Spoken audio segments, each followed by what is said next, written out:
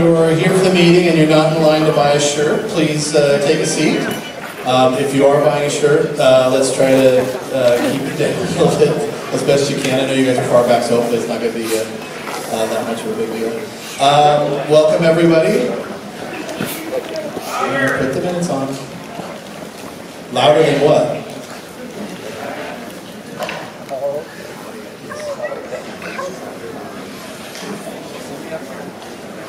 All right, I'm going to call to order the annual business meeting of American Coaster Enthusiasts at 1:02 p.m. Eastern Daylight Time. Thank you all for coming during your busy week. We appreciate it. I just want to do a couple of housekeeping things first. We've got a packed agenda this afternoon. First, the annual business meeting, and then the candidate platform speeches following this. And then finally a president's panel with past presidents and myself answering questions. The reason I bring that up is we have to be out of this venue at 5 exactly. So we're going to move things along as best we can. If you have a question on the report, when you hear it, please come down either of the two aisles. We'll have hopefully microphones at the bottom of each aisle. And when you come down, you need to, when you give your question, you need to state your full name as it appears on your membership, as well as your hometown as it is on your membership, if you wouldn't mind for the minutes. Again, if you're going to ask a question, please start making your way down before the report ends. We're trying to make things move as quickly as possible.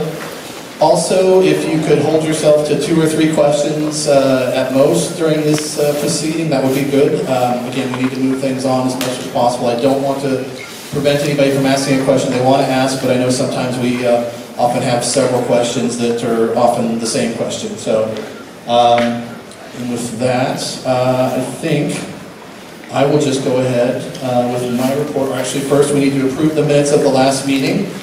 If you didn't get the meeting minutes or the board reports, they're down here at the front, as well as the candidate platforms. For those of you who did pick up the minutes and have had a chance to look at them, do I have a motion to accept the minutes of the 2017 annual business meeting? I move the motion. I heard Scott Connor first. Did I have a second over here? Yes, and Lumen. So Scott Connor of Texarkana, Arkansas. Texarkana, Texas? I need your exact location. And Angela Lumen, Flower Mound, Texas. Thank you. Any questions or comments about the minutes? All right, seeing none, all those in favor to accept the minutes of the meeting? Aye. Any opposed? All right, thank you very much. All right, we will move on into the officers and directors reports. This is my last report as president. This is my last convention as president. So I'm going to spend more time talking about some ballot measures that are coming up so that we don't take up candidates' time with that. But first, just want to thank you all for allowing me to serve as president the past 4 years. It's been a wonderful experience and something I never would have anticipated doing when somebody talked me into being treasurer 14 years ago, but it's been great, and it will be great to have my free time back too. So.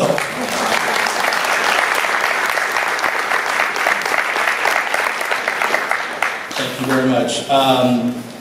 So my report is in the booklet. I think the biggest thing I want to highlight is my activity also with the National Roller Coaster Museum. I was appointed treasurer to that board last year. We've got some exciting things happening, building expansion at the facility in Plainview, thanks to donations like yours.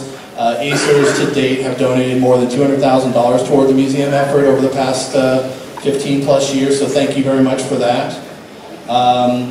Let's see. There's some other things, obviously, if you haven't seen it, it's probably been staring you in the face all week, but the new logo for ACE seems to be very successful so far, and the new merchandise seems to be well received, so thank you, Stacy, and all your merchandise crew for helping kick off that, as well as, obviously, if you're not aware, the 40th anniversary shirts are here. They're available in the back at the meeting hall, and will be at all breaks throughout this proceeding, as well as the Lost Articles shirt that was lost that finally made it here. So we got both of those back there. Another thing I want to make sure people are aware of, because I think it's very exciting, is the website redesign. Unfortunately, we had hoped to have like a nice thing for you to look at this time. The process is going a little bit slower than we had hoped, but it is encouraging. I think the new design looks great. It will be mobile friendly, so you'll be able to use it on your mobile phone without the problems that you have with the current site. It'll be one site. There won't be any SFNEOnline versus mySFNEOnline.org. It'll all be more cohesive. And we hope to have that taken care of in the next few months as we move over all the content from the current site to the new site. So hopefully that will be exciting for everyone. And then in the interest of time, like I said, the last thing I wanted to touch upon is the Constitution and bylaw changes. Hopefully you've had a chance to look at them. You saw them online. You may have seen them in the e-blast. There's a sort of more administrative one, and then a sort of a larger change being proposed. The first is a change to the Constitution that moves up the mail-in ballot deadline to be the same as the online voting deadline.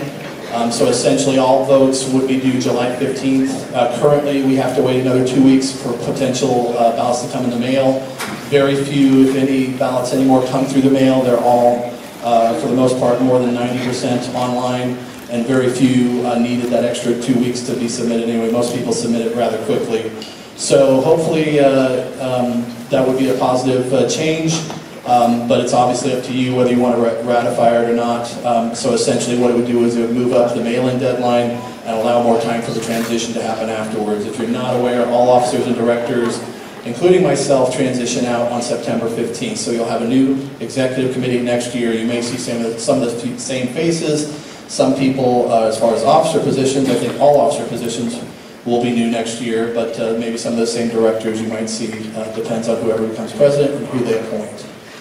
For the second bylaw change, it's a more significant one, particularly for ACE's history, and I'm sure Leanne may touch upon it as well during her report, but there's a bylaw change to make ACE News an online-only publication. That would mean that we would not print it and mail it to you anymore, but in recognition of that, we would also roll back all dues amounts by $10 a year. And there's some information on it in your packet. Again, talks about the potential benefits for this change, such as more timely way of getting information to you. I think it could be seen as an enhancement, but also I think you might be happy about saving some money as well. So hopefully it's a win-win in both cases, but obviously it's up to you to vote on that, yay or nay. And again, I encourage you to look at the information that's on the back page of your candidate platform statement about those two changes. And with that, I guess I will open it up to any questions for my report at this time.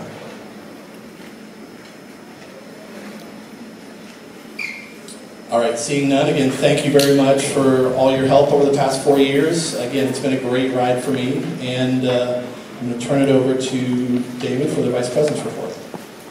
Thank you very much. It's been a pleasure being the Vice President these last 4 years. This too will be my last business meeting, and looking forward to enjoying events just as a volunteer and assistant rep. First of all, I'd like to thank one of the best teams I've ever been a part of. First, this executive committee has been awesome to work with, encouraging me to up my game every week, but also the disciplinary committee that I chair, Jill Ryan, Debbie Sykes, Jan Kaiser, the late Rick Altman, who passed away last October, and our newest member, Kevin Knapp. They bring professionalism to maybe one of the more, I won't say the toughest job, but one of the harder jobs to do in ACE, because we get to see the worst of people sometimes. But they do a great job, and that is essential, and that helps us keep our relationships with our parks. Also, the only thing to add to my report is, since the report was written, there's been some movement with Coasting for Kids. I was contacted by them less than a week ago. They really want to bring back Coasting for Kids for 2019, which is something ACE has been encouraging since last November.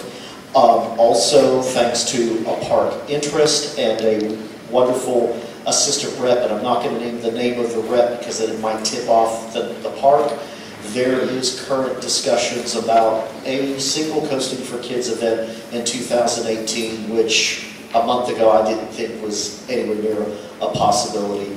Soon, if it comes to fruition, ACE will be the only club officially working with the park and Give Kids the World to raise money for terminally ill children.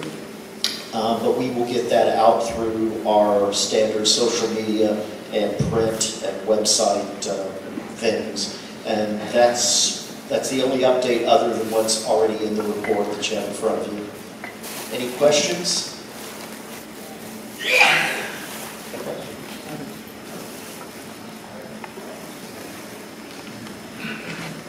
Thought I was going to get through this last meeting. Mark Jacobson, Wildwood, New Jersey. I just wasn't clear. Is it Give Kids the World who's looking to revive it, or the parks? Because I know the Cedar Fair Chief did it previously. Right.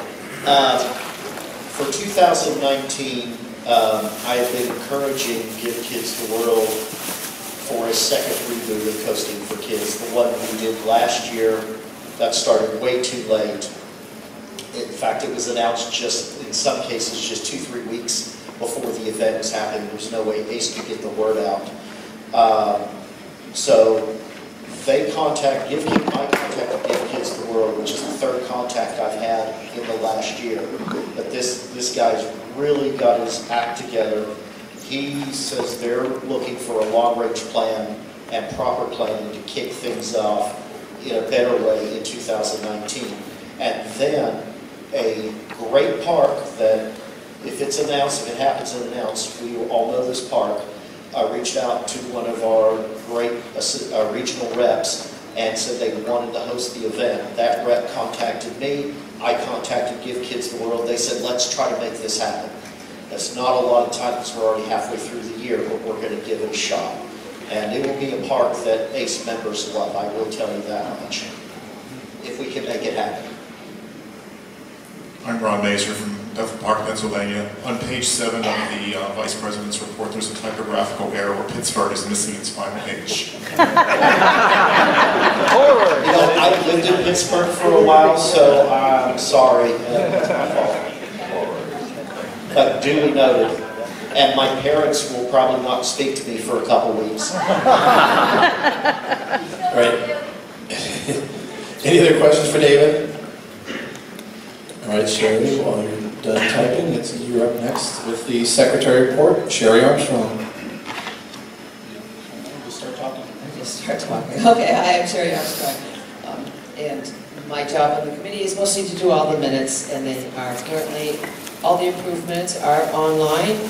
You should be able to find them. If you can't find them, you can send me an email, and I will specifically give you those instructions. As soon as they are available, we put them there for your reading pleasure.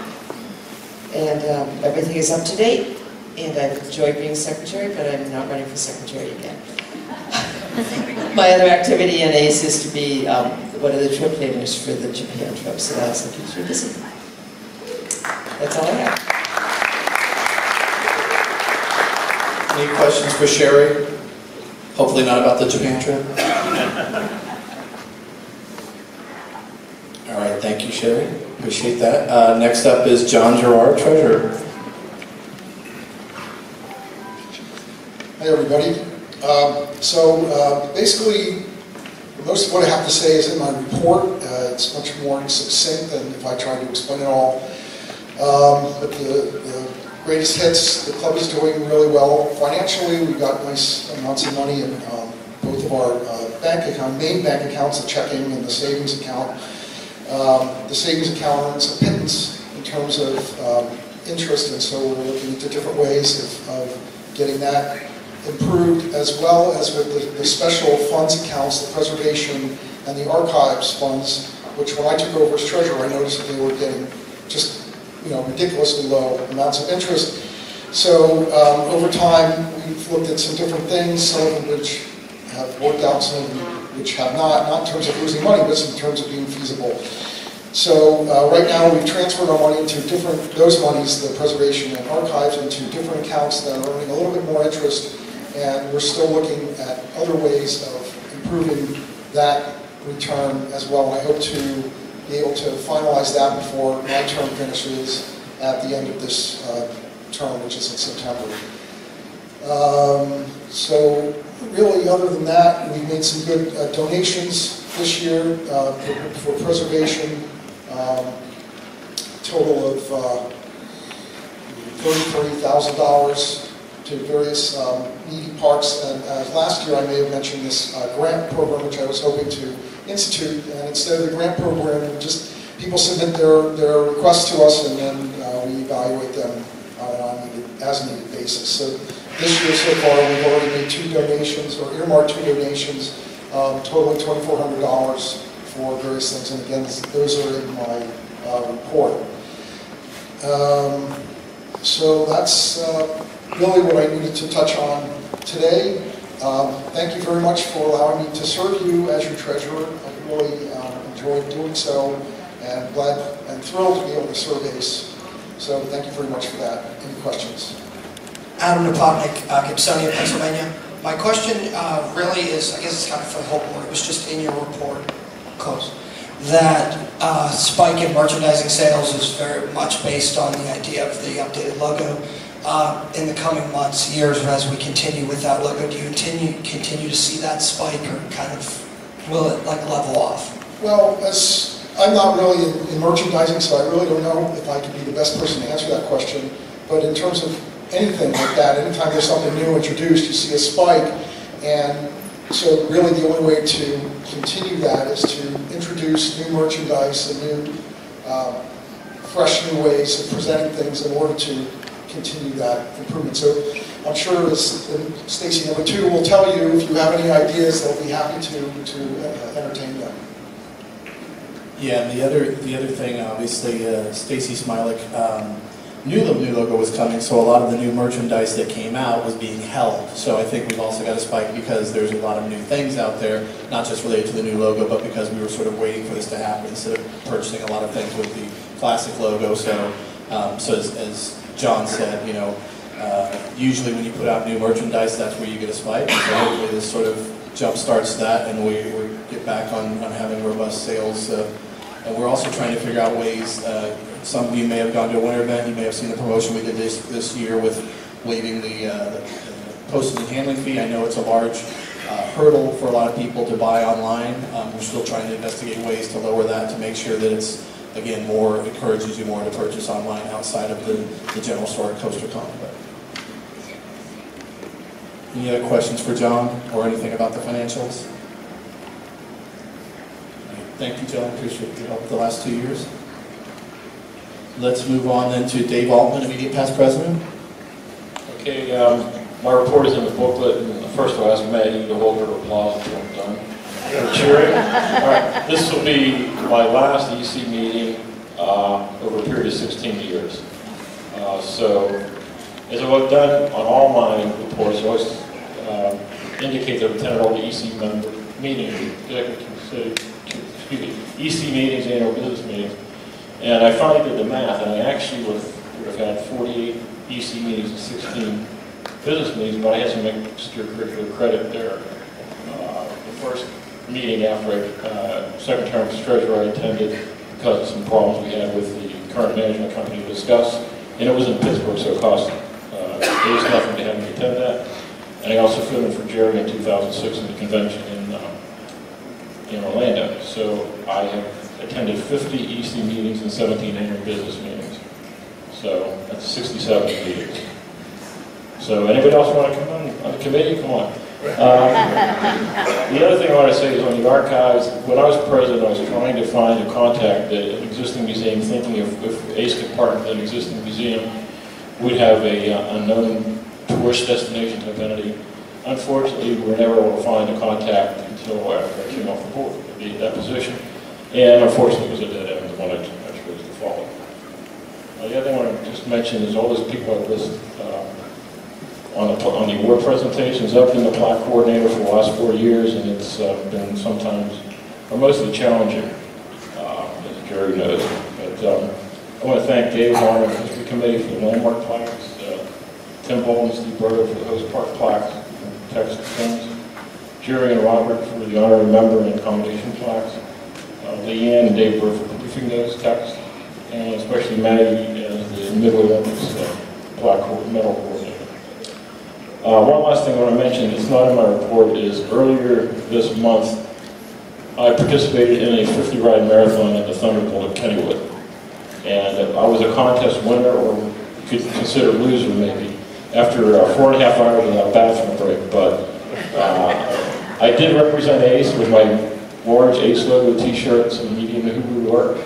And we were picked up by the 3 national news, not the national, but the 3 affiliates of the national news networks and also the local papers. So, any questions?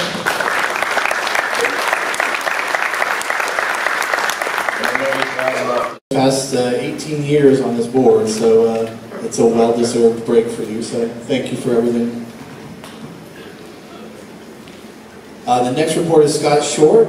Scott couldn't be in attendance today, but he has a pretty lengthy report because he's sort of in charge of many different areas of ACE. So please take a look at his reports. I'm going to sort of hit some highlights as we go through. I think the first one is besides the website that I talked about earlier, the other good news is we are slightly up in membership. So that's good for this group, and I appreciate all of your efforts for those who go out there with those Join ACE cards and try to get more people.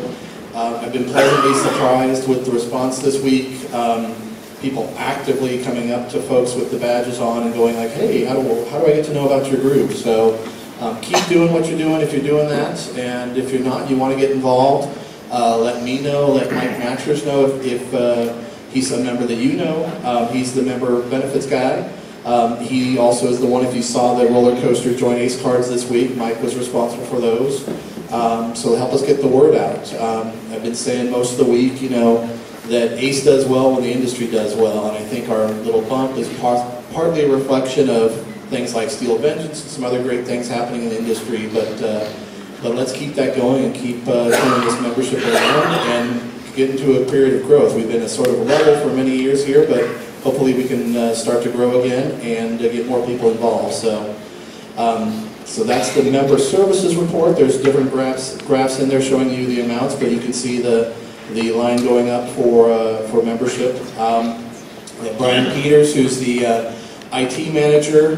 Brian helps the day-to-day stuff that's been happening. We've had, obviously, some of you are aware, in fact we had one the last day that wasn't really a Brian thing, but with your membership, their whole servers went down for all their clients, not just ours, so our website wasn't available. Our hosting provider that does the SFNEOnline site now has been experiencing some issues over the past year or so too. We're probably going to start to look for another provider in that regard, possibly somebody with a little bit more support. But that's the sort of things that Brian manages day to day, make sure all our domain names are registered every year, things like that. I had mentioned Stacy's name before, but again, Stacy Smilik, who's been our merchandise director, now merchandise manager for many years now. She's taking, again, a well-deserved retirement and moving on to other things. We have an interim new manager in Stacy Secord Peters, so hopefully that is affirmed by whoever the next EC officers are. But it looks like we have a nice transition there, so we should continue to see great new merchandise like we have been, but let's, for now, give Stacy a nice round of applause for all she's done over the years.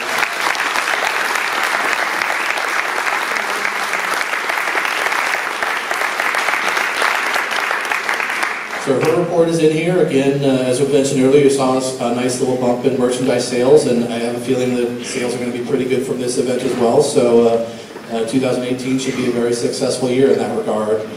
Dan Ryan, who I think is also in the back of the room, or was earlier, he's the person that handles our roller coaster back issue sales, and he's been doing a great job with that. Again, we've seen a slight bump there probably from the new members. We actually had, I think, an overseas member actually want to order every single issue that we had available, which was a crazy order recently, but it's always great to see. So, and if you're not aware, or you want to go back and see some former or older issues in that, you can always go onto rcreride.com and order individual issues for as far back. Some people, like when I joined, I got a lot of the Coasters of the Year issues just because they're sort of a time capsule for what was new that year. So if you ever have any interest in that, please visit the website, and I'm sure you'll be talking to Dan if you do at some point, so with the order.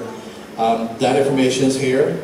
Mike Matchers, who I saw was standing up, and he probably wants to say something about his own report, but there's a report on there about all the benefits we have, and lots of great things. I think it's more than we've ever had before, so Mike, thank you very much for all your efforts there and continuing to expand the benefits. Did you have a question? You want to talk specifically about that? Then go for it. Thank you, Jerry. You know, one of the things that... What? Oh, my name's Mike. I'm from far eastern Pittsburgh, also known as Eastern PA. But I wanted to just real quickly just point out, you know, one of the things that Scott asked me to do whenever I first came aboard doing the benefits manager position 3 years ago was to try and expand and really kind of put things together. We kind of separated the benefits, and some of them were kind of here, some of them were there. Southeast was doing a great job. Other regions weren't doing such a great job. So, you know, one of the things I wanted to do was really employ our regional reps on your behalf to speak with the parks and try and keep those benefits back.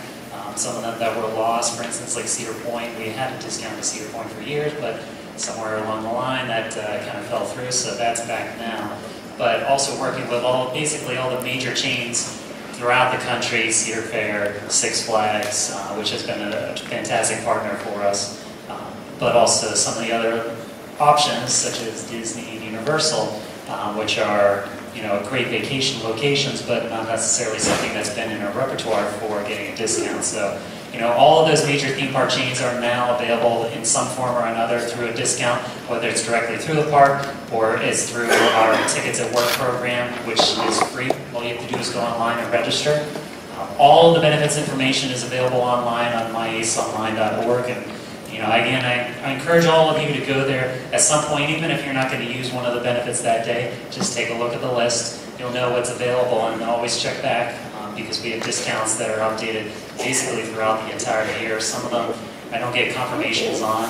Most recently, I've been trying to work with Merlin Entertainment, and we just came into agreement with them. And you'll notice that a lot of new additions this year for the benefits, and you'll see new for 2018 listed for all those. So, you know, places like Alton Towers, the London Eye, a lot of places that are in England. So if you're thinking about traveling over across the pond to them and want to make a trip and save some money, there's a huge opportunity for you there. So again, just wanted to encourage everybody to go online, check the website, you know, always kind of take a look at it from here and there, and you know, the goal is to save you as much money as possible and enjoy your time at the park. So thank you.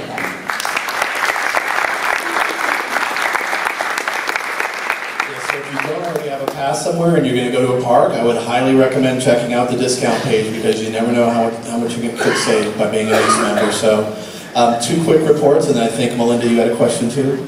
But yeah, let me finish the last 2 reports. And then, so Member Communications Coordinator Jeffrey Seifert, your association manager, has been fulfilling that role. We lost our volunteer last year, not physically, but stopped doing the job. So yes, that's a position that we desperately need somebody to take the load off of Jeffrey again, as he's got plenty of other things to do. If it's something, if you have a little bit of a background you don't even really need an IT background, but you need to be able to make your way around sort of an admin site, maybe know a little bit of web stuff, things like that.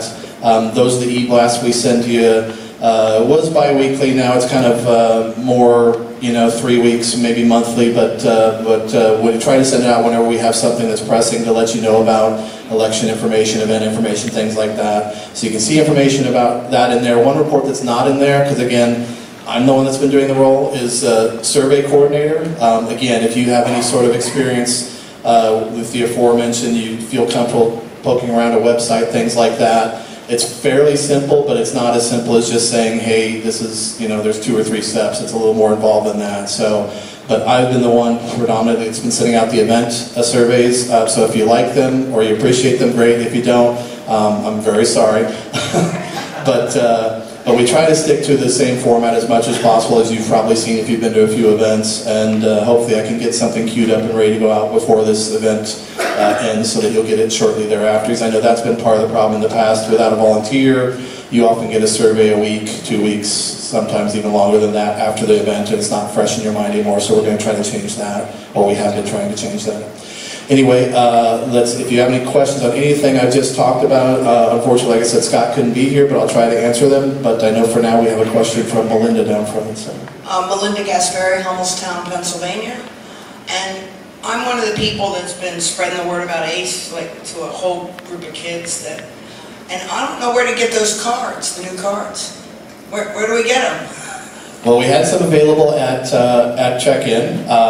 Mike had said that we went through all the new ones that he had printed. I have some that have the new logo that look more like the ones we had before. You can email me and I can send you, because I would love to get rid of my supply as well. But in the meantime, Mike is going to print out a huge supply of them, or depending on what the response is. So for now, if you are interested in getting some, we'll queue up the next order and get them out to folks. So just send him an email, and I think his information is in the report packet, so just send him an email if you'd like some, and we'll, between the two of us, we'll take care of you. So. Thank you.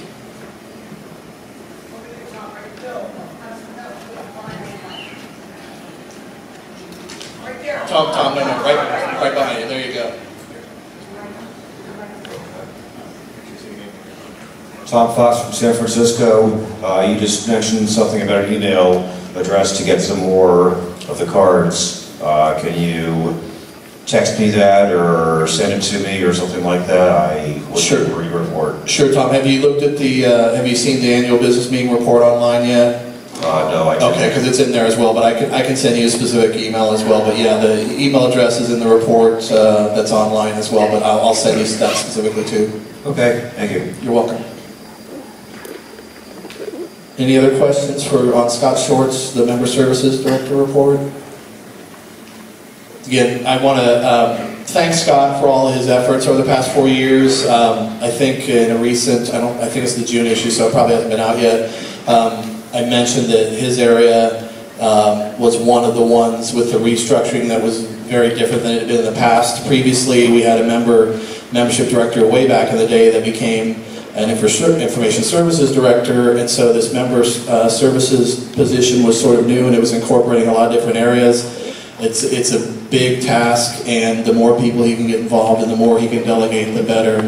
So don't know what the future holds for the position, who's going to be in it, but if there's anything in that report that you thought that's interesting to me, I'd like to do that. Please let him know, or let whoever the new president is know. But as I said, I would just like to make sure, thank Scott for all his efforts. It was a huge task, and some things went well, and other things are still a work in progress, and we need to work out some kinks. But like I said, hopefully you'll appreciate the new website soon. So, all right, Tim is on my right. He has a microphone, so I'm going to turn it over to Communications Director Tim Baldwin.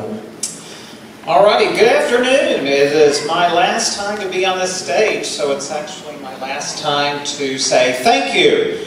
We are in a great theme park, and yes, I know everyone jokes you're in here for the air conditioning, but you can be bobbing around in a wave pool. So thank you for being in here, not just cooling off, but caring about what happens with your organization, with your club.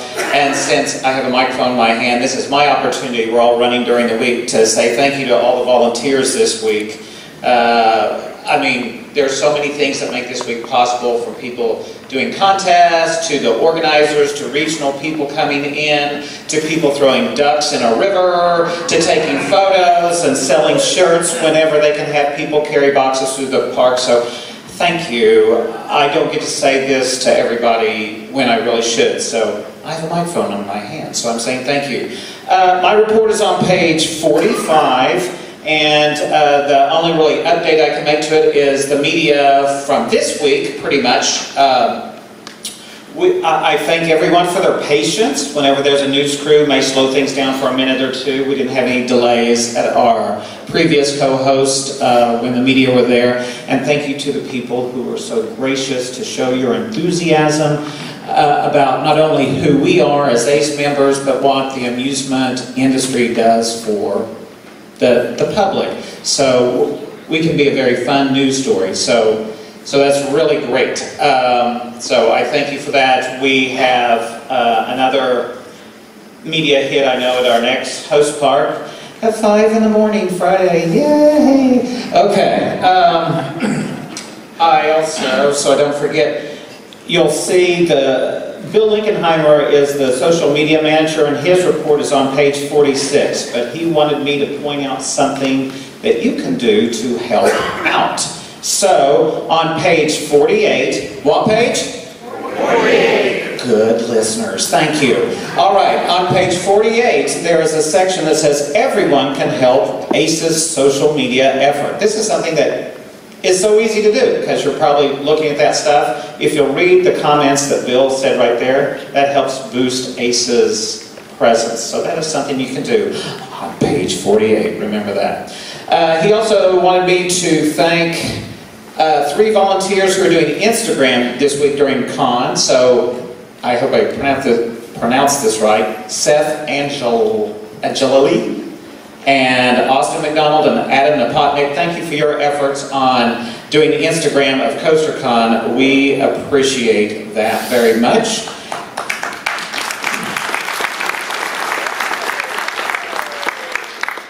I'm also editor right now of both ACES publications. I'll let Leanne talk about that in her report. But I do want to mention my role as photo editor. By a show of hands, before this week, how many of you have been on a new for 2018 coaster before this week? Show of hands. Great. Now keep them up. Keep them up if you've taken photos of that coaster. Now keep them up if you have sent any photos to ACE. And the hands go down, and that's because we're not getting very many. So please, we need you. You are important. And certainly we need photos of this week's event. So you probably think, oh, everyone else is doing that. But not everyone else isn't always doing that. Madonna can only be in so many freaking places at one time. So we need you. You're going to capture something that no one else is. So your pictures in our archive to document our events are important. You are important. Never forget that. And I'm going to give a quick shout out because she's on the front row. Sarah Windish is right here. She went back years and years. How many years, Sarah? About 13 years, she gathered photos of our events from ACES history, and she was very honest. She says, I didn't used to be that great of a photographer, but I've gotten better. And I can see that. But now I have more photos in ACES archives documenting particularly the winter events, regional events, things. We didn't have any in the archives. So you probably have those. Please send those in, even if it's years old. We need that. It is important to document our history. So I want to say thank you live from the stage, Sarah, for your efforts. That was great. And then one last thing. Words are important. They're very important. Some people have said some kind words to me. It's like, hey, thanks for what you do. Oh, I love that magazine. That means so much to me. And I hope you're saying it to our host parks. They have been providing venues. They have given us great photo tours. They fed us well. Every time they see an ACE member, do you remember on the welcome video on Sunday night, Silver Dollar kicked it off and said, we loved hosting you. Whenever we leave, I hope every park says, that group was great. And I hope we see them again. So tell everyone thank you for staying up late to run this ride, or handing me some powdered sugar some more, or whatever. You know, we need that. Thank you for letting us duck ducks in your river. You know, there's all sorts of stuff. And I'm going to close my time here because I've probably gone too long. But this meant so much to me when I found it this morning. This is from our last host park, Six Flags America. Said, hi Tim. Yesterday we had a roller coaster stop on its tracks at the park, and the local news was all over the so-called story. It was really a non-issue. A Baltimore TV station interviewed an ACER, and he explained the situation perfectly, basically shutting down the story from going any further. I would like to say thank you.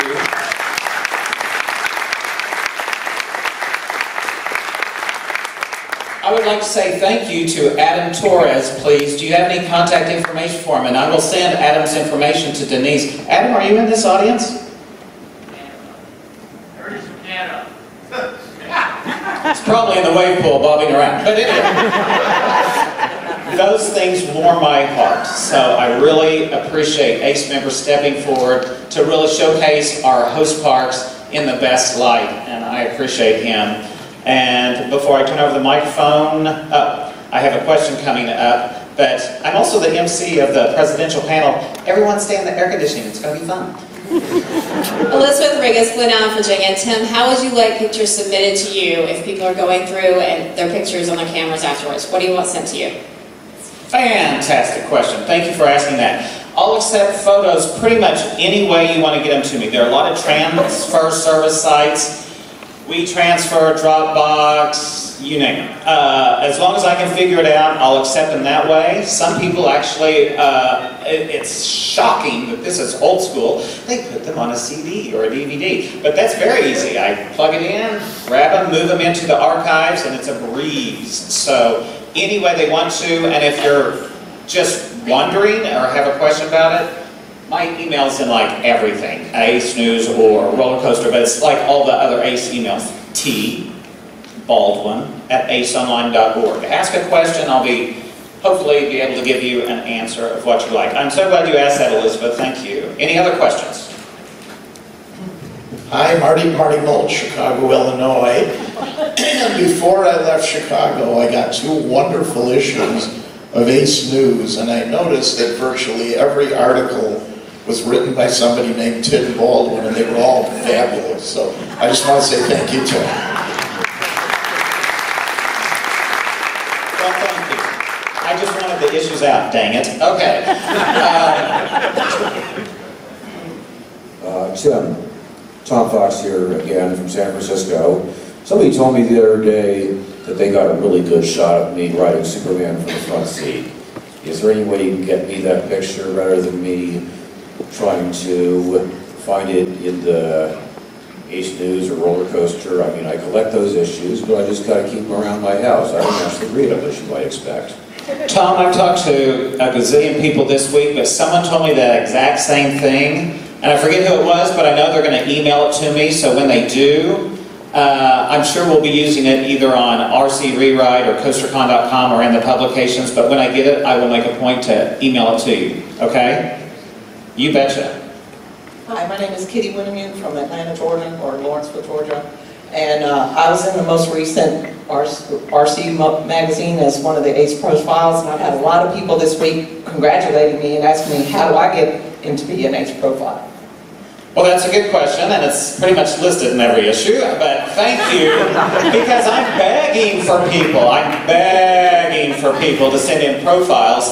All you have to do is email me, tbaldwin@aceonline.org, and you will, I'll just send you the questionnaire, and you just type in your answers, you send it back. It probably takes you 10, 15 minutes unless you belabor your top 5 or whatever, but it's really easy, and you email me a photo you like, and we love to do that, so thank you. Thank you, I didn't mention that, but I encourage everyone, if you'd like to be in the magazine, voila, you have a chance.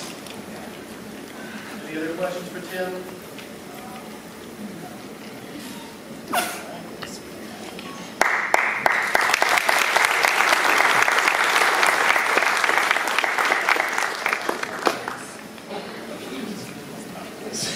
All right, next up is Publications Director Leanne Drought.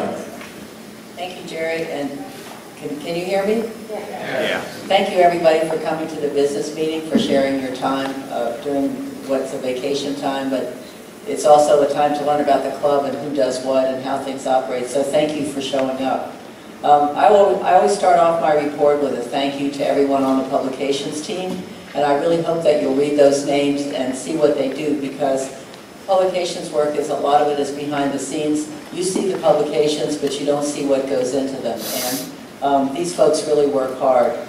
I hope also that when you listen to the reports of all the directors today, that you'll think about what you might do for ACE, how you might make a contribution, because as Jerry said earlier, there are plenty of jobs that need doing, and they aren't necessarily all big jobs, but we really would like everyone to participate to the best of their ability. Because as I know, speaking personally, joining ACE was one of the best decisions I ever made in my life. I don't regret any of the time I've spent. I really enjoy being publications director.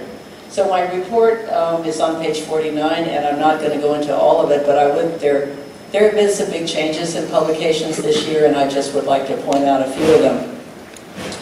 Tim Baldwin, who wears so many hats in ACE, is editor of Roller Coaster magazine. and he's still editor of Roller Coaster Magazine, but we do have a new layout artist, and that's Mike Matcherts. We put out an RFP in January to find, to search out for someone new to do layout. Mike was the one chosen, and his first issue was the last one you received, the spring issue. So I hope that you enjoyed that issue, and I hope there weren't a whole lot of changes in terms of it doesn't have a radical new cover or anything like that, but I hope you enjoyed the new appearance of Roller Coaster, and I hope you read all the articles.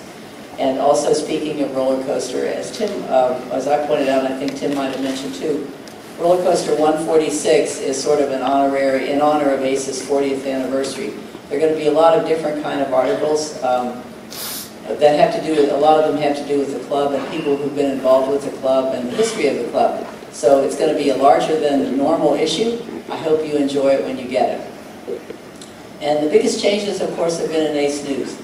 I would like to apologize again for the lateness of ACE News. We had a really erratic schedule in 2017, and thanks to Tim Baldwin again, who stepped up, we got the February and the April issues to you. I hope you all got them before you came to CoasterCon. I really can't say enough about how grateful I am to Tim for the way he rescued ACE News, because being editor is a really difficult position. It's a very time-consuming position, and it is a volunteer position. So it's hard to get people who are interested in taking it on. And also it really does help if you have some publication experience, which Tim has. But when we had a problem, Tim stepped right up, and he had a person he deals with another organization, John Robinson, who stepped up to be the layout person temporarily. So this is what, Tim is the interim editor, but we're going to continue this way at least for the rest of 2018. And thanks to Tim and John, we've gotten these 2 issues out, and and the June issue is in progress as well. So I'm very grateful to them, and if you all wouldn't mind, I'd really like to give a round of applause for Tim.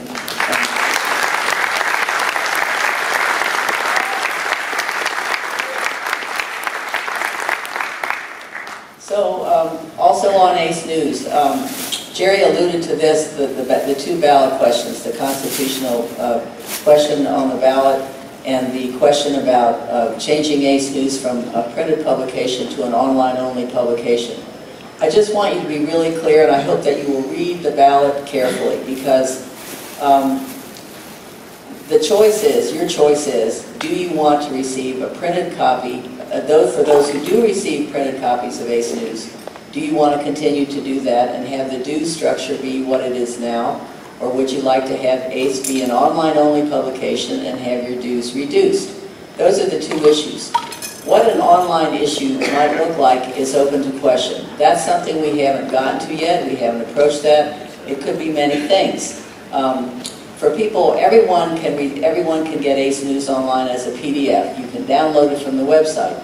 If we went to an online-only publication, it wouldn't necessarily be a PDF, or a PDF wouldn't be your only option, because with mobile devices, that's not necessarily the best format for reading something, so we would do a lot of investigating into our options for an online publication. So when you're voting, don't think about what you would like now, because we don't really know what it would be now. It would be different, it would be possibly more convenient. The news would come at possibly different intervals, but we don't know exactly that part yet. So when you vote, just remember what you're voting for is whether you'd like to get the printed version of ACE News, continue to get that if you already get it, or would you just like it to be an online-only publication and have a reduction in dues.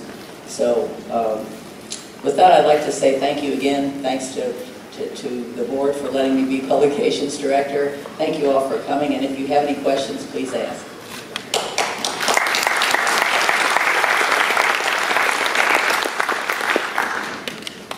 Join in what Leanne says so you have a clear picture about what's on the ballot there. ACE News right now, since it's in my hands, like if I have 20 pages to fill, if I can't get one last piece into it, then you guys have to wait. But if it's an online thing, wham, it goes out, and that missing component just falls into the next interval, which, like Leanne says, we don't have to wait 2 months. We can just get stuff out right away. Also, if I have 12 great photos and suddenly there's only space for 7, that's no longer an issue. There you all go. You get to see everything. So there are a lot of advantages, not just financial and cost. You don't have just the cost savings and the more timely thing with Ace News. You just get more if we do it that way. It's faster, it's cheaper, and you get more. So I want to be clear, that's just not what we would have done crammed into 20 pages and that's what you had seen. It just has a lot of possibilities. I also, before Bill comments, just want to also thank Tim and Jeffrey for producing ACE's roller coaster calendar. I think sometimes people think that it's handled by an outside agency, but again, it's your photos, your submissions, but Tim and Jeffrey are the ones that put it together every year, and which has made ACE thousands of dollars over the past 10 years plus of doing that. So thank you both again for all your efforts with the calendar as well.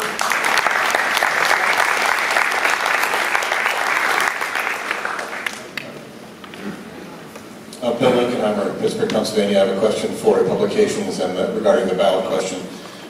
2 questions really. One, first is, was there any thought given, or I don't know if it's still even possible with it on the ballot, was there any thought given to simply making getting the hard copy of Ace News as an option and seeing how many people were willing to pay for it versus actually just doing one or the other? And secondly, if it does come to an online publication, part of the problem I have in making the decision right now on the ballot is not knowing what format it will be. I know it will be something other than a PDF, which is sort of vague, but I'm hoping that if it does come to an online publication, that it's connected to something that's sent to us by email, letting us know that something's up there online. Because if it relies on us to remember to go to the website to look for it, I'm probably never going to see it. But if I get an email, like, you know, I have a newspaper, online newspaper subscription where I get an email every day. It gives me links and news. So I would hope it'd be set up something like that. I don't expect a daily email, but maybe a weekly email or an email whenever there's breaking news, whatever it happens to be. But if it can have like links to all of the articles that have been posted in the past week or so, because I'd like to see from the president's letter, if there's a new one. I'd like to see the milestones, those things that are page turners in Ace News, the regional event reports. I want to make sure that I still read all those and the other members can see them too. So if we get them in an email, and then we go to a page that's sort of like a newspaper website where it's, you know, you're just looking at one article at a time, I think that would be the best thing.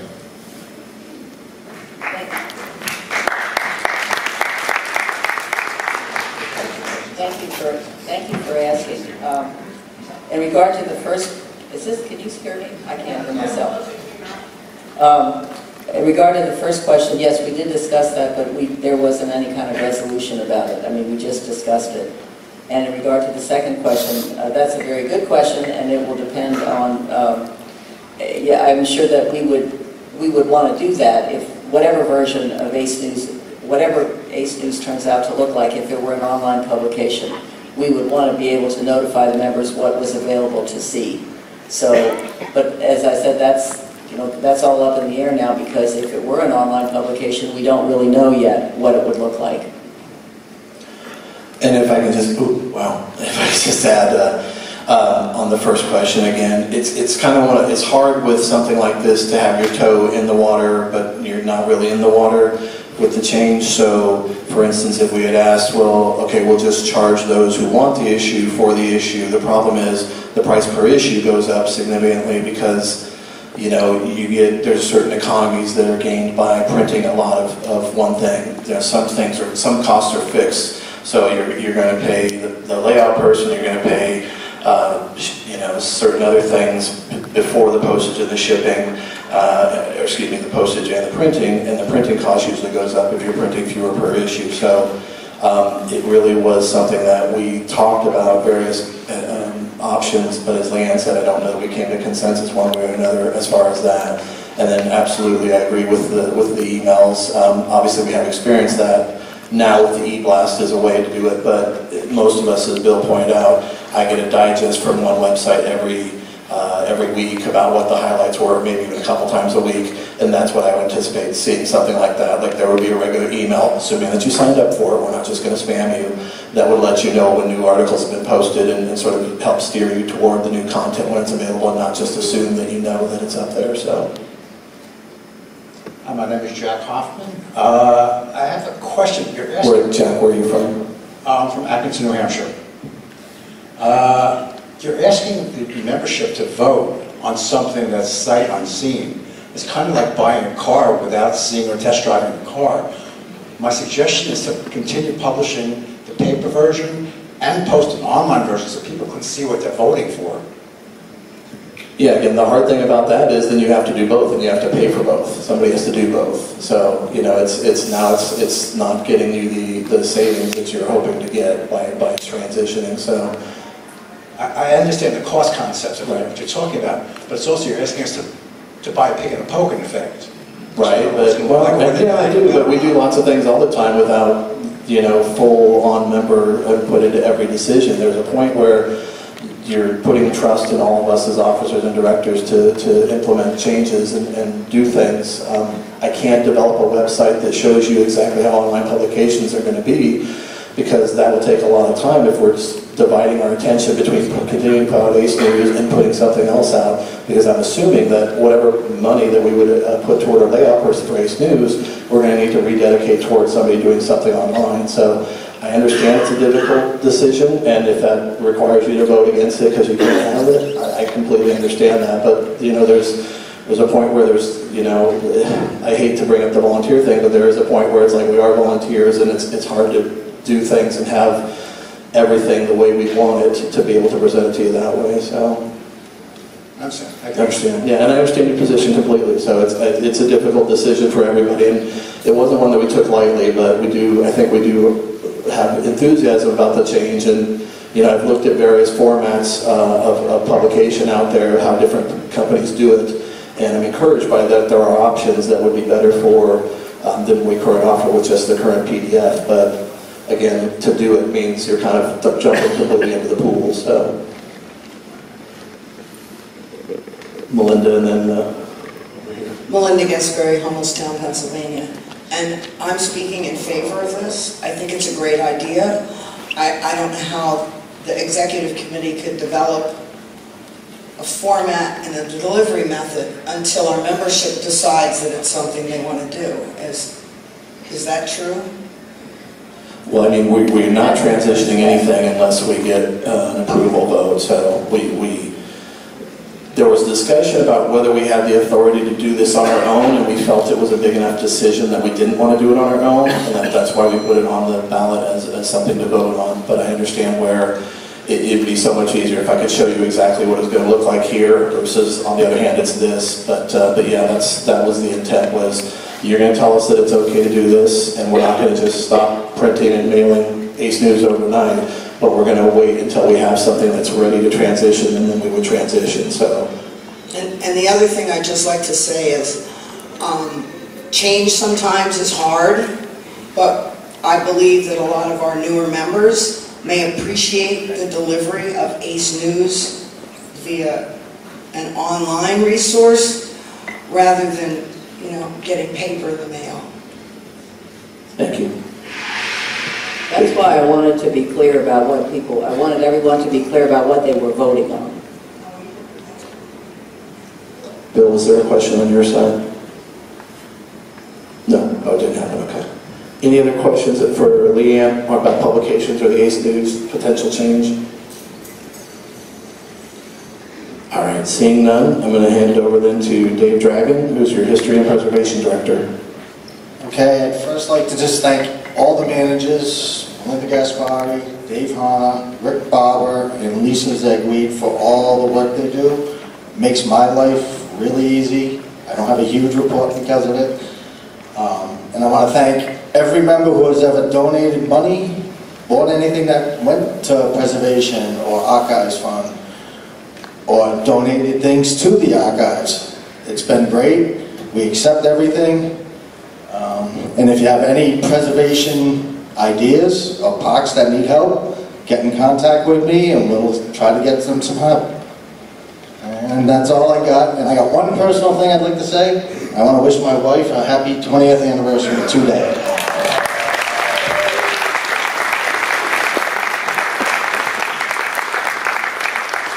So before we get any questions for Dave, I just want to say that 3 years ago at CoasterCon in New Jersey, Dave approached me. We had an archives position open, and we weren't having luck in fulfilling it, and he talked to me about it, and lo and behold, shortly thereafter, he was the archives manager. And then now 2 years ago, when we needed a new director, Dave stepped up and did that, and it's been great working with him, and I'm seeing some positive things, particularly with the archives, and Melinda as the new archives manager when Dave took the director position. They've done great jobs of transitioning that, and hopefully someday we'll be in a new facility. Don't have any news yet to talk to you about, but we're sort of preparing on both ends of preparing what we have today and hopefully for a new future. So thanks, Dave, for all you've been doing in that. Thank you, Melinda.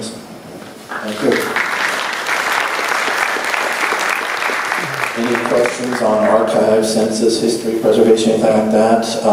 You know, Dave Honner's name has come up already, but as historian, he's the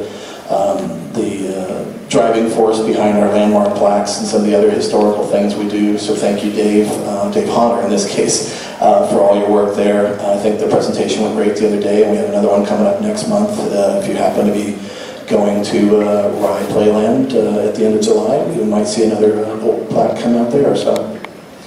Hi, good afternoon, everybody. Michael Horwood, sunny, it's a dry heat, Tucson, Arizona. Anyway, I've spoken with some of you over the past 4 years, Jerry and Carol Sanderson in particular, that my issue is still not resolved regarding the museum situation and donations. Every charitable organization in this country gives a tax receipt, and ACE does not. It is not because I'm greedy, because even my church gives one, and I don't even have to ask for it. But I think that at certain points, when you have something that's sort of valuable, I think it's worth that we can get some sort of tax receipt for this. I know a standard used coffee mug might only be $5 and who cares. But if you have a large sign or something very valuable, in my own case I have one of the few working model roller coasters that I want to donate, but I'm sorry I put too much time and effort into that to get nothing for it for tax time. I'm also aware probably that we're the people that are leading what this stuff should be in value, but nobody wants to stand up in terms of a government situation and say, my head's on the chopping block because I said that, you know, enter the Crystal Beach Comet sign is worth $3,000. And nobody will stand up and do that, but we need this kind of person if we are to maintain or be a real charitable organization. And any of you that give anything, even if it is a pencil from King's Dominion, you should be able to get some sort of tax statement. We all got to file taxes, and they're brutal and they're nasty, but I think I'm just imploring ACE to look into this seriously about someone who can step up and become a legal certified person to determine value of objects so that those of us that have things of particular value, but at least we believe they have value, can get a proper government statement that we can give, which will not be questioned by our people that love to audit us in Washington. Thank you. Thanks, Michael.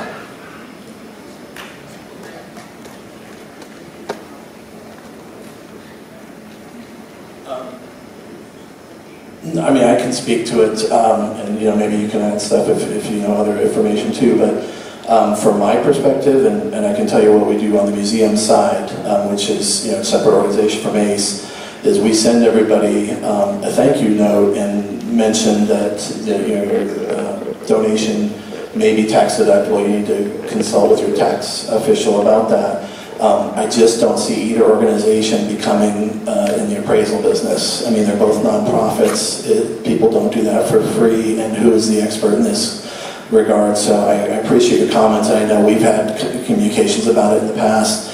I just don't know what the solution is for that, because that organization has struggled with it for years. I know when I generally donate goods to organizations, they generally do not appraise it themselves. They're giving me a receipt that says, write down what you think it's worth.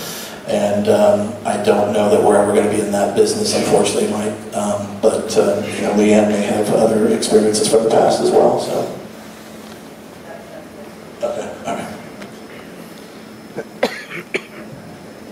One thing I can add on that is, you know, if a lot of these charitable organizations ask people to donate their cars and things like that, and so people have been donating their cars, deducting a certain amount of money from their income tax, only to find out that the amount that they're actually allowed to deduct is what that organization was able to sell the car for when they sold it at auction or whatever, which is typically a lot less than what the person thought it was for. So, like Jerry said, it's very hard for us to be able to put a value on a particular piece of memorabilia because we really, you know, don't know what it would sell for. So, as Jerry said, it would be up to you to just kind of put a number and hope for the best. And we're not selling it. Right, which is another thing. How are we going to know? So, again, it would be up to Mike to decide. Right, and even the example John gives, I mean, there's Kelley Blue Book, so there's a whole standard that's been established for generally what certain cars go for. You know, what we're dealing with is memorabilia that's not, you know, you see at the antique road shows or something, it's not something that's a common thing. The latest eBay auction is probably your best bet as far as what something is worth. Even that could be, like I see things, looking at comics recently, and one can be $4, the same issue can be $40. It's like, it just depends on what somebody wants to list it or sell it for. So, you know, don't give up hope completely, but I just don't know, you know, how we're going to solve that problem anytime soon. So, sure. So with the thank you letter that ACE submits, do you or would you, because I've not done this so I don't know what's on the letter, but would you at least attempt to say fairly exactly what was donated and what, like King's Dominion ceramic coffee mug for the one for the museum, we do, the year 1980 or whatever? Right, and I don't know, I don't believe we're doing anything like that for ACE. I can send you a copy of the one I do for the NRCMA as treasurer. And you can tell me if you think that might be in the ballpark, and maybe we can figure out how to do something similar like that. Again, I don't want to discourage any donations, but if you are looking for a letter like that for a mug, there's a certain point where I think we would have to choose a line as far as like the value of something. Like if every single donation like at that level we got required a letter, we would need a letter writing staff probably, so. All right, any other questions? Oh, it looks like we have Dave Honor over here. ACE historian Dave Honor. Dave Honor, Pittsburgh, Pennsylvania. I just want to say I have donated items to the local history center here in Pittsburgh, and they don't ask for value. They do give an itemized, detailed letter listing what was accepted, what you donated, and what they accepted, and then they return back what they don't want. At that point, they actually have it where their appraisers look at it and see if this is going to be something of value for their museum. But again, there's no value assessed to it. They just take it and you know, they give you an itemized letter of what you donated, but that's it, and that you have to sign an agreement that now that becomes property of the History Center. Pretty much that's what maybe we should do as the phrase. It's just a suggestion only because I've dealt with it myself at the History Center.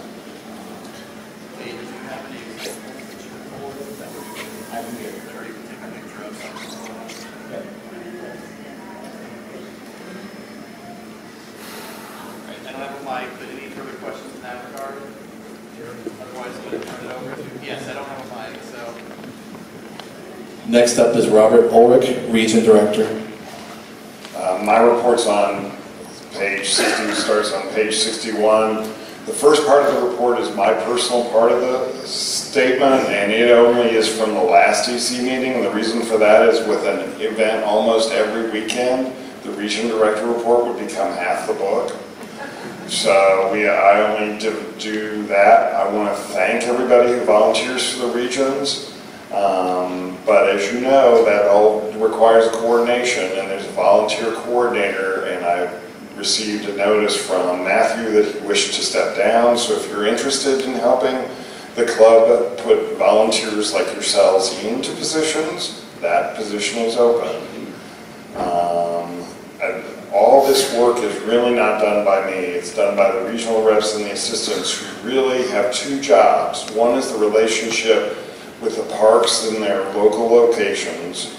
There are 23 regions now around the world, and they do those relationships. But even more so, they do the relationships with the individual members in their regions. And I'd like any assistant or any regional rep who's in the audience right now to stand up so that we can thank them, because they make my job very, very easy.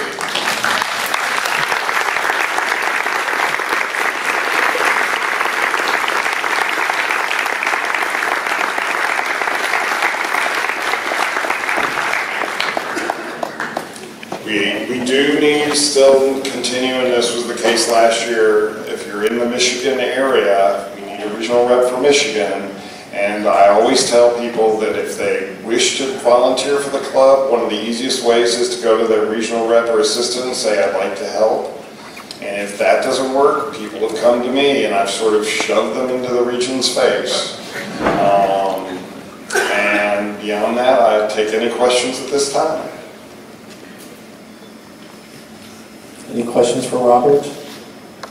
Obviously, as you mentioned, there's a report in there for each region, so lots of good information about what folks are doing out there. I want to add my thanks to all the reps and assistant reps, all that you're doing out there.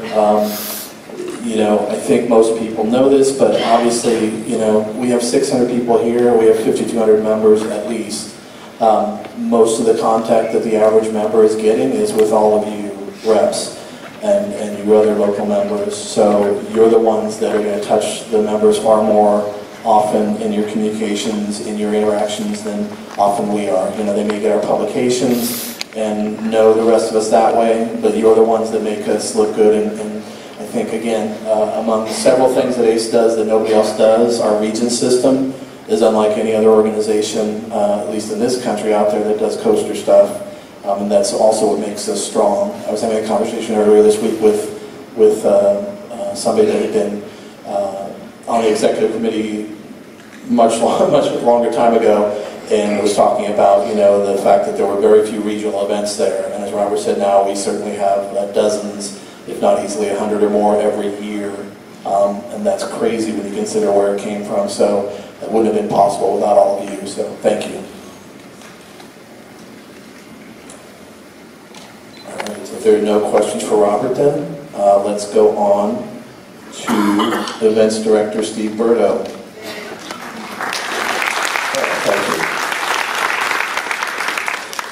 Good afternoon, everybody. My report is in the booklet, and I just want to thank you also for letting me serve as your National Events Director.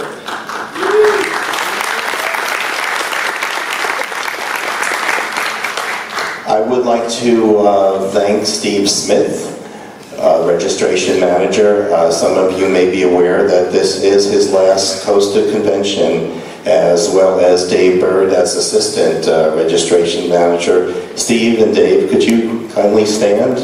Just want to thank you for all your years of service.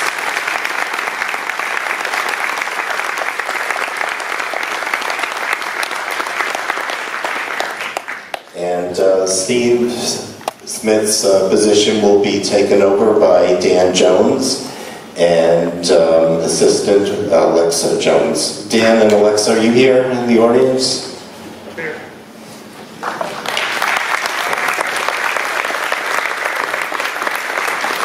Thank you for taking over this role. We're looking forward to it. Thank you. And I'd also like to thank, excuse me, I'm starting to come down with a cold. I'm a little run down, I think. So I do want to thank the events committee, Melinda Gaspari, Mark Davidson, Dave Bird, Bill Linkenheimer, Janine Matchers, Mike Matchers, Madonna Horcher, Liz Worth, and Mark Hull. Thank you for your support on the events committee. You may have noticed if you have signed up for the texting service, you've been getting hit with a lot of alerts. One of the things that we took out of the survey from last year is that you wanted to have more reminders, not just rides are down, that kind of information, but just reminders about the general items about the event and appointments coming up. So, by show of hands, can you tell me if you think that has been helpful, or has it been overkill? Good to know. And Melinda has been the person sending out those texts, so thank you, Melinda. Please give us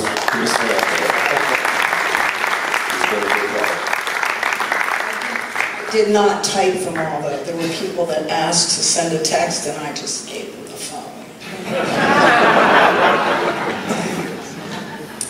And lastly, one thing I did want to mention as well is, when setting up these events, there are many, many moving parts, and even with all the careful planning, there is always some bumps along the road. So I want to thank all of you for being patient and just going with the flow. Thank you. So I don't have anything in particular. Like I said, everything is in my report, but just a little more information about upcoming national conferences. I'm not yet at liberty to say what the preservation conference will be in 2019. That is still being sorted out. But I can announce the summer conference for 2019. We're going to focus on New Hampshire and Maine, and the parks for the 2019 summer conference will be Storyland, Santa's Village, and Funtown Splashtown, USA.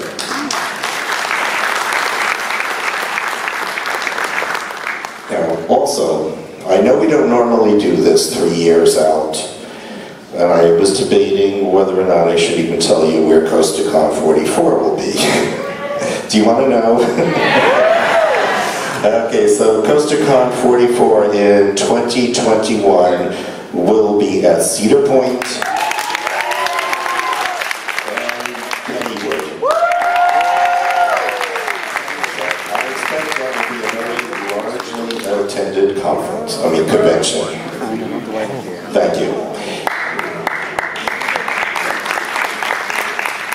Any questions? Come on ahead.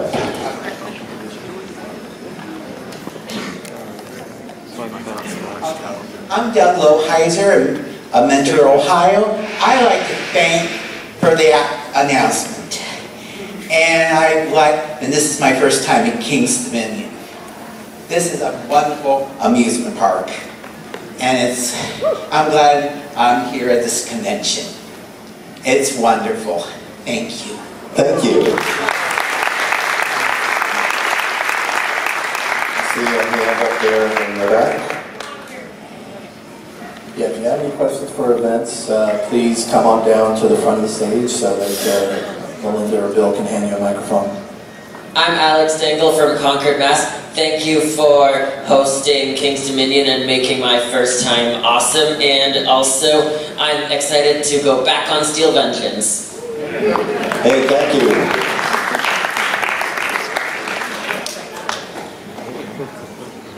Bill? It's not really a question, it's just a comment, but I've worked, Steve, you're I think the 5th events director I've worked with in some form or another, but I want to kind of speak on behalf of the other members of the events committee. I didn't confer with them, but I know it's safe to say what a pleasure it is to work for you, Steve. No matter how much challenges come your way, there's all kinds of things that get thrown at him. He's always calm, cool, collected, and always gets it done.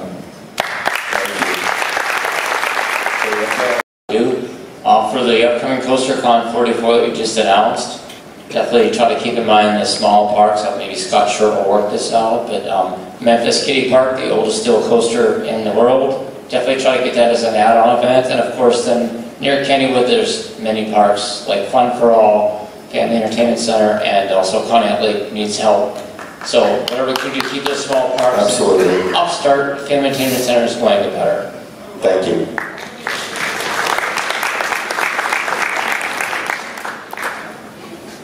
Any further I questions? see another hand over there. Please come down, as I said, to ask your questions.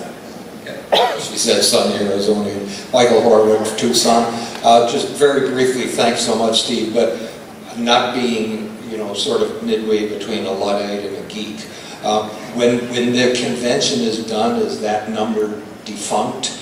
That we get this stuff, or should we keep it for, will this continue to get stuff long after the convention for other things? Not quite understanding what that question was. Texting service, I can explain.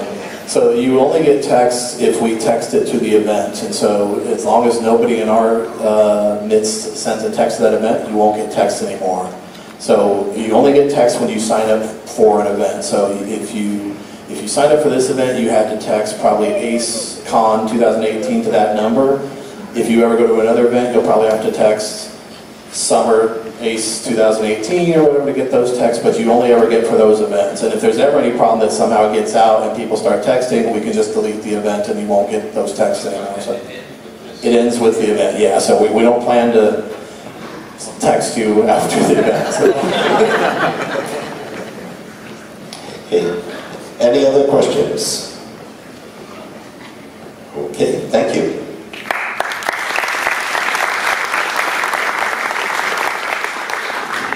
Thanks, Steve, for all you do. I remember a lunch 4 years ago where we were sitting down and talking about you becoming events director, and it is a very difficult job to do, and it's often thankless. I appreciate all the applause you guys have given Steve.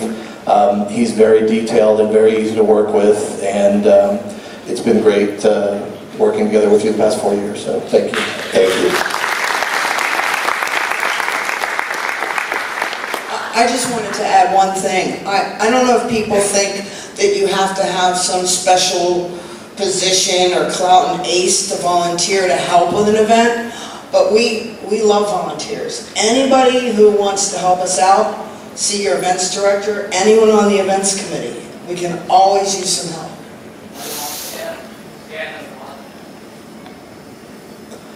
Yeah, that's a great point, Melinda. I mean, I feel like I've told this story a dozen times, but 2002 was my first convention, so that's 16 years ago.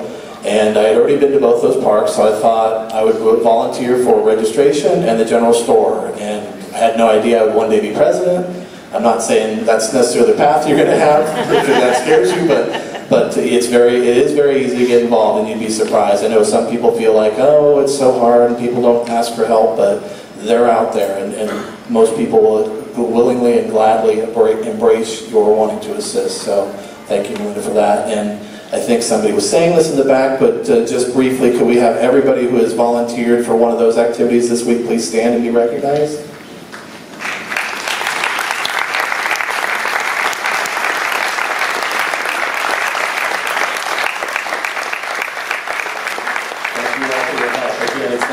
It's not all us up here doing everything by any stretch of the imagination. There are dozens and dozens of people out there and every little contribution helps, so thank you all for doing that.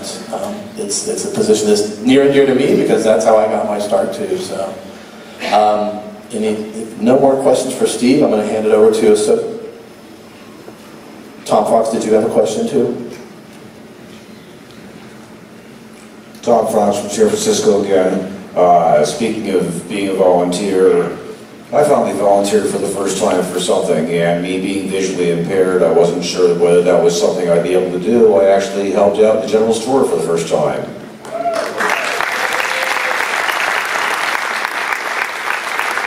Thank you, Tom. All right, I'm going to turn it over to Association Manager Jeffrey Seifert. Thank you. For those of you who are new to CoasterCon, or those who may not understand quite how this works, I'm not actually an executive committee member. I'm an independent contractor who's been hired by the executive committee to run the day-to-day operations of the organization.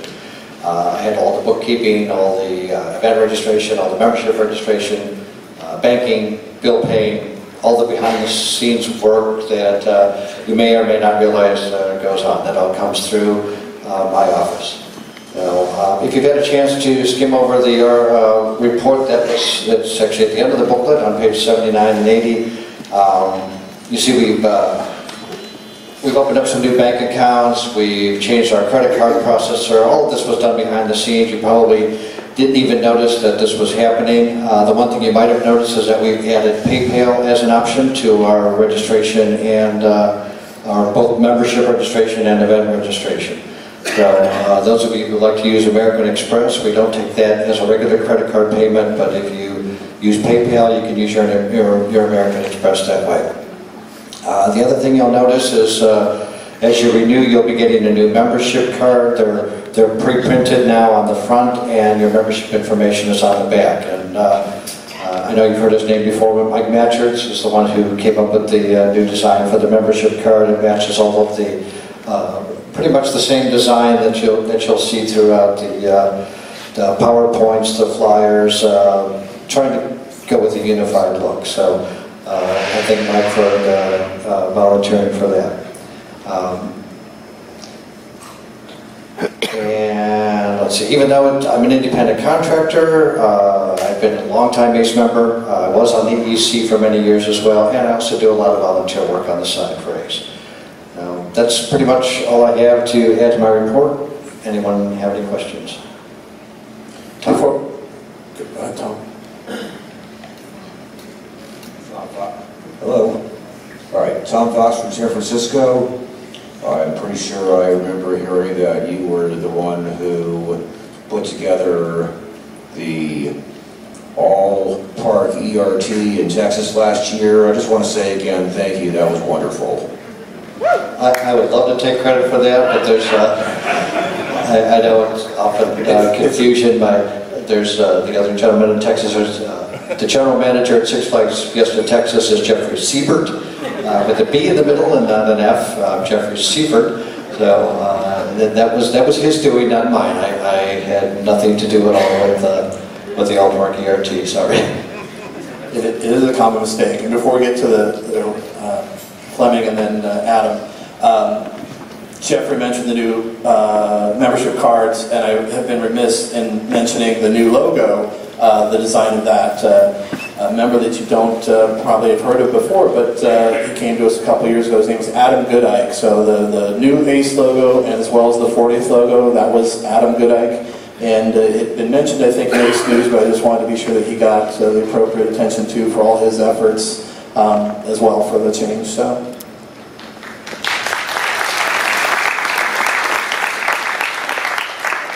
Fleming? Fleming Cook from Woodhaven, Michigan. That's Woodhaven, not Detroit. Lifelong Detroiter. I'm not embarrassed by it, but Woodhaven for the last 13 years. I think I got that straight. I do have a comment, a question that I would like to ask Jeff, but if I could have about 90 seconds to indulge a little bit on a personal level. This is, I counted it up, my 20th straight CoasterCon. Every day I wake up, I realize how fortunate I am to be able to do something I love to do with people that enjoy the same things I enjoy. And the reason why I mention that is that one of the other things I've done for 20 straight years is to attend the business meetings. And I've seen the executive committee turn over, but the process that they go through has been the same. They always listen. I've had people come up to me and say, I'm glad you asked that question because I'm afraid, and you always ask, but that doesn't make me feel any good because they've always listened. I don't agree with everything that they've done, but I also recognize when they've done a very good job. And I like to see people take advantage of the executive committee in that respect to approach them, ask a question rather than to listen to a rumor. I've never had any of them. They may look away when I approach them, but they've always answered my questions, and I might see that look in their eyes where I'm going, I don't want to be bothered with them either, but the fact of the matter is that I've never been part of an organization that's been as open as they have. So I would encourage you people who are afraid, shy, whatever the case might be. The executive committee over the last 20 years have not been that group of people where they won't listen to. And the reason why I want to follow into that is that Jeff, about 2 years ago, an attendee who, if he's here, I hope he speaks up, he talked to you about PayPal at the time. You weren't very enthusiastic about it. I took time, I talked to Jeff off on the side, and the next thing I know, PayPal was added. So as an example of how the executive committee will listen to you and at least evaluate whatever suggestions you may have. That being said, can you comment on the effect PayPal has had on registrations, paying for events and what have you? I'm not looking for exact figures, but positive and negative in terms of adding PayPal. Thanks.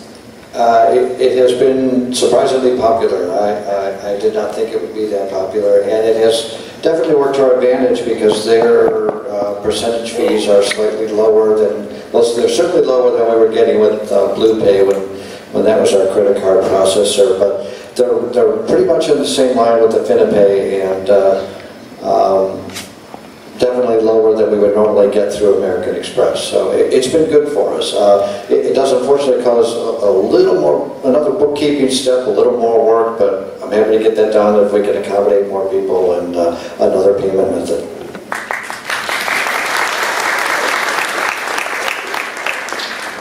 Fleming, thank you for that. I appreciate your comments, and I know this entire executive committee appreciates those comments, so thank you.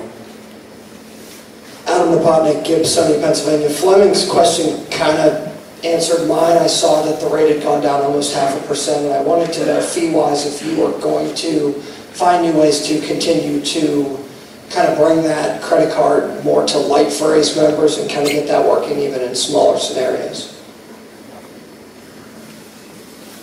I'm not sure I understood exactly what you were asking, but I do know that next time we redesign the auction slips, I'd like to make PayPal an option on that as well, so that you can just, we should be able to determine, I think you could do PayPal and we would get an immediate confirmation that the money is in our account, and that should help speed up our auctions right here at the events. And yes, we'll continue to look at other methods. I know our bank deals with Zelle. I don't know if that's ideal for money coming in, but it does help me if I want to start. You know, we do have to reimburse. Well, we reimburse a lot of people, volunteers, etc. We do use some different methods, such as direct pay, direct deposit, and we're looking at Zelle now. So yeah, as new things become available, we'll start using those. Any other questions? No? Linda? No one's going to be happy with me. We'll I'm just still take curious. checks, Linda. I understand Jeffrey is our management company. Are you more than a one-person company? No, it's just me. Is there any transition plan in place should something happen to you that would ensure that ACE's management of our membership and all of these accounts and information are taken care of easily? Yes, there is. We have a lot of online backups. All the passwords are handed out to other members on this committee. So there's not one individual who could probably step in and do it all, but there are enough people who can step in and take over the various parts temporarily. Just like what happened when the last management company kind of dissolved on us. So yes, ACE will continue if I were to step outside and get run over by a bus. Thank you, Jeffrey.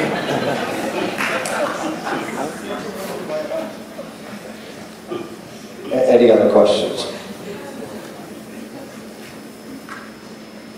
All right, seeing none, that concludes the officers and directors reports. I do want to keep going back to Fleming's comment. I really appreciate that, and it's spurred this thought in my mind. You know, we all go to the events, and I've heard comments in the past about, you know, ACE can be cliquey or whatever, and we go to events, and I know we all hang out with the folks we like to have fun with, and, you know, I've been accused of, like, I'll be in one group one day and another group the other day, because, you know, this is like a family reunion. I had to spend time with everybody.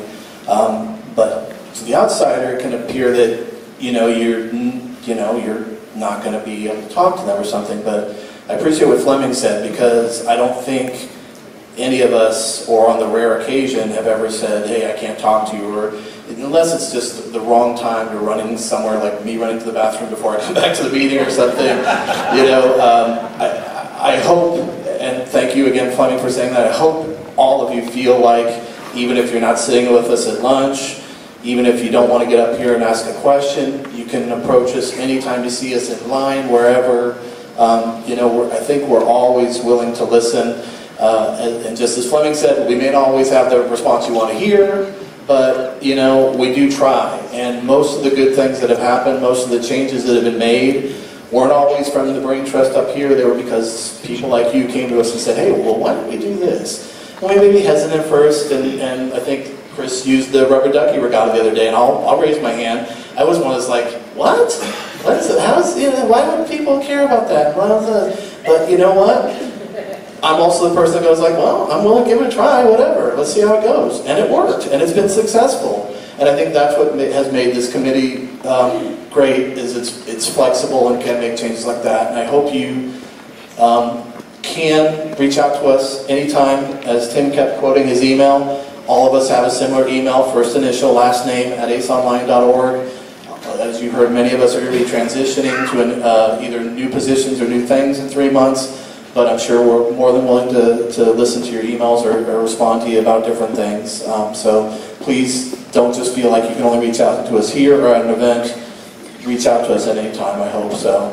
Anyway, with that, I'll just see if there's any new business to discuss, any things we haven't talked about that people want to talk about. Do I see somebody coming down, or no? So going for our seat. Okay. All right. Hey, Fleming. Is it new business or member questions and comments? I'll call it new business. Okay, new business. Oh, you should be fortunate. This year I didn't have any criticism. As I said, I'm a fair person.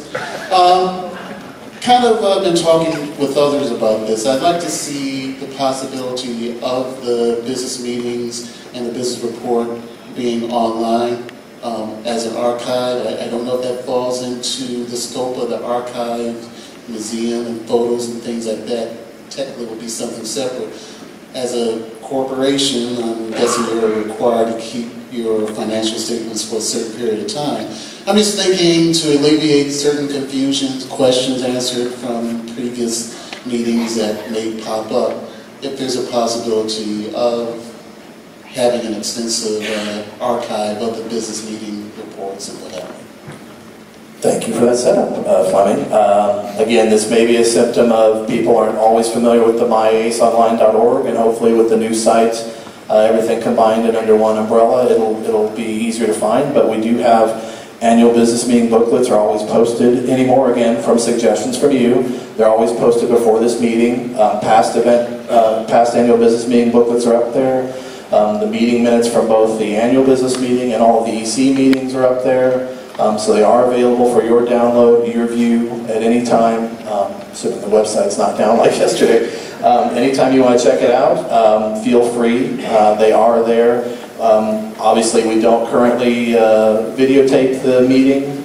It's possible that, I think it'd probably be, as most of our things are a grassroots thing. If somebody wanted to sort of step up and offer to do that, I don't think we would be adverse to doing it, but usually we're in a venue like this and working with a park, and it's not always easy to set up something like that, but I don't think anybody would have an issue with possibly videotaping this in the future. But as far as documenting the meetings, they're all available online for you, so thanks for that.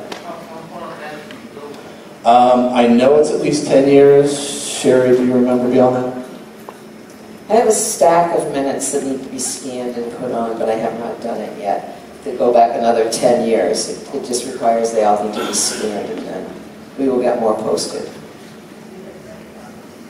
Right, and Leanne's absolutely right. So we definitely have printed records of everything in the archives, but it's probably about the time that we started using my.aceonline.org, and a little bit before that we have everything digitized. As Sherry said, we're trying to go back and add more, but certainly in the past 10 years plus, that information should be there. So, and if not, we should be able to put it up rather quickly. So, question on the right side, well, my right. Nikki Blake, Pennsylvania. I think having a new logo is really exciting. I just was curious as to if you could provide more insight into how the decision was made to change it.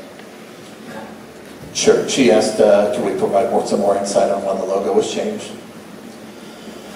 So, several different members have been talking about it. It was part of a membership committee discussion. I know Stacy and I had discussions in the past about the logo. Predominantly, initially, was around questions of different merchandise options. Can we do a ski hat? Can we do this, that? It's like, well, the current logo, what we now call the classic logo, was a little dense and a little hard to reproduce, and it didn't always come out well in some of the things we were doing. We had talked for years about possibly refreshing it, but never sort of got around to that, and didn't have anybody that was sort of, you know, giving us an idea that, well, what we could do. We just kind of had a basic idea of what we wanted, but we didn't do anything with it. About 2-3 years ago, the member I mentioned, Adam, stepped forward and said, hey, I'm doing some graphic work, you know, I would like to help out ACE. Oh, and by the way, I think, you know, I have some ideas about the logo, and, you know, again, nothing ventured, nothing gained. Said, okay, sure, let's see what you do. Here's what we're thinking. We kind of want the coaster structure to be less dense. We kind of want to stick to the same sort of feel and look, so it's not too different, because we do like our current logo, and we do feel it's a classic. So he came back with some ideas. We went through different iterations, and we had a small group that looked at it, sort of, you know, got it down to a few recommendations. And we took it to the EC, and frankly, I thought, you know, we'd have a lot of people going like, I like the classic logo, and I kind of want it to stay and stuff, and people seemed to like it, and it just sort of kept going and going and going, and until last year we decided to change it. And I have to say, as I wrote in my report, it debuted at IAAP at the Attractions Expo last year, and you know, was almost universally appreciated by those in the industry. I think it's still instantly recognizable, but I've had so many comments this week about how clear it is and that they like it and stuff, so it kind of was just something that just started out with a thought and just, you know, eventually over a few years came to fruition. So I mean, the big deal was the reproduction of it, making it clearer, making it maybe a little bit more modernized, you know, making it sort of more relevant to today than sort of as much the Art Deco font in particular. For a lot of people, they're not familiar with Deco, and it's a little hard to read and stuff. And like I said, the coaster structure were two of the biggest things that just were hard to reproduce with the old logo. So.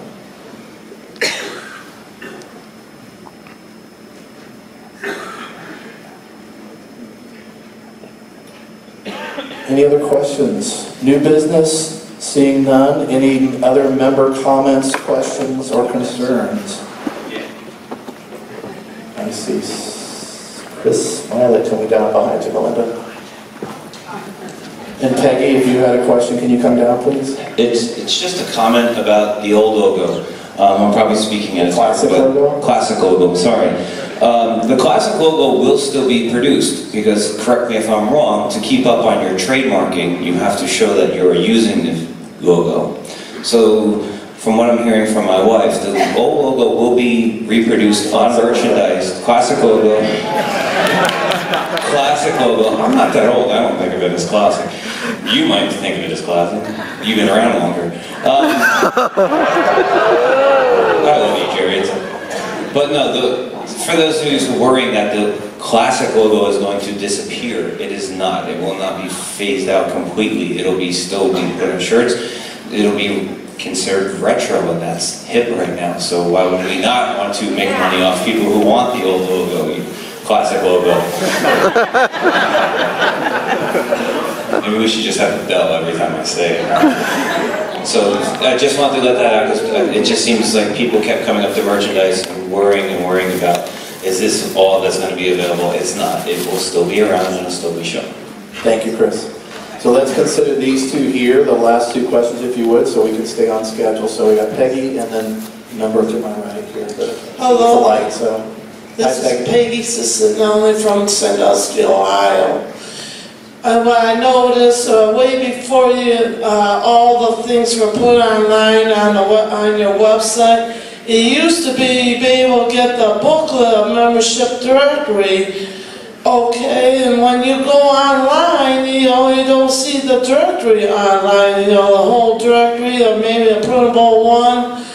Is there a way you can fix that so you can be able to see the whole directory online? Yeah, Peggy, right now you can search the member directory on the my.aceonline.org site. We don't currently, to my knowledge, produce a PDF version of it anymore. Possibly when we fully transition to the new site, we can sort of reconsider that. I think part of the issue there is we have to make sure that people can opt in or opt out. Some people don't want their information out there.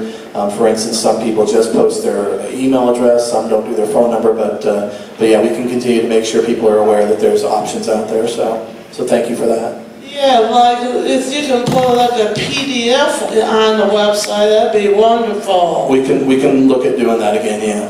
Thank you. And then I can't, who do I have on my right side here? I'm Elena Morziel from Pittsburgh, Pennsylvania. And this is just a general comment when we were discussing the logo change. I mean, I've heard positive things and I've heard people who weren't real crazy about it.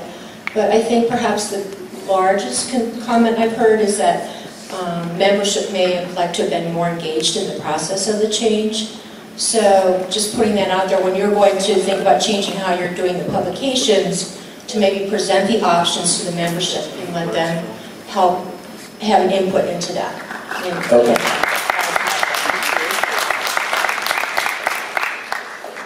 All right. Well, do I have a motion to adjourn the meeting then? I motion to adjourn the meeting. It was the person that seconded the Angela Lumen. Yes. And then somewhere over here was a second. Me. Who was me? Classic logo. Chris Smiley.